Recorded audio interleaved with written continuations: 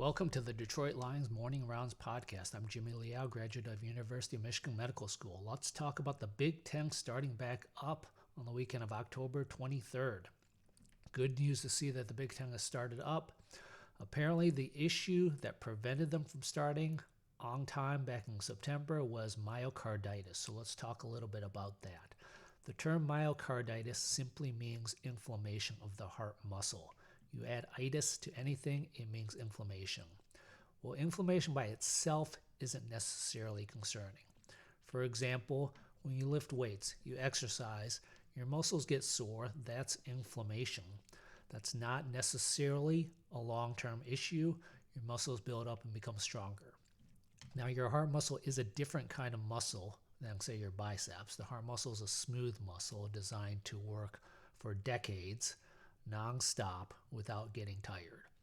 So inflammation there can't be exactly compared to inflammation of the biceps. However, inflammation by itself doesn't necessarily mean there are acute or long-term issues.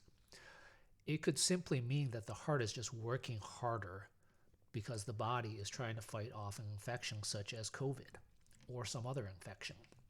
Now, how do doctors measure the inflammation? The initial screening test is troponin. Troponin is the classic lab test. You get it through blood work, which tests to see if you might have had a heart attack or not. It tests for heart muscle damage, injury, and death. There was one report of a 7 to 28% rate of troponin elevation in hospitalized patients.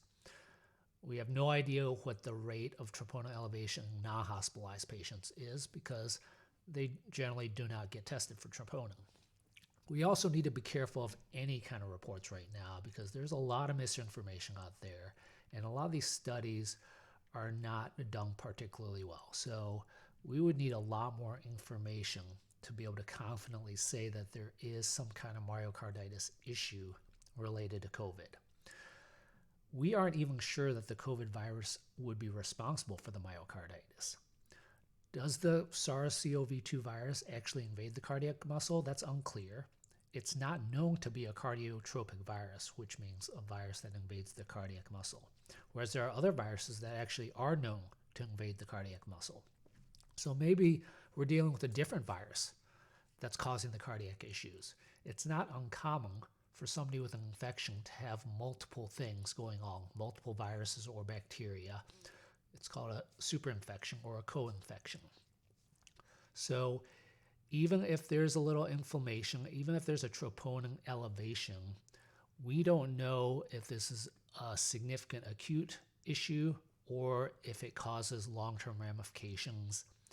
I think the likelihood of long-term issues is low, but we can't say that for sure. But it is good to note that there are thousands, tens of thousands of pro athletes, which are young, healthy people, many of which have gotten COVID, and I've yet to hear of any severe long-term issues with any of them.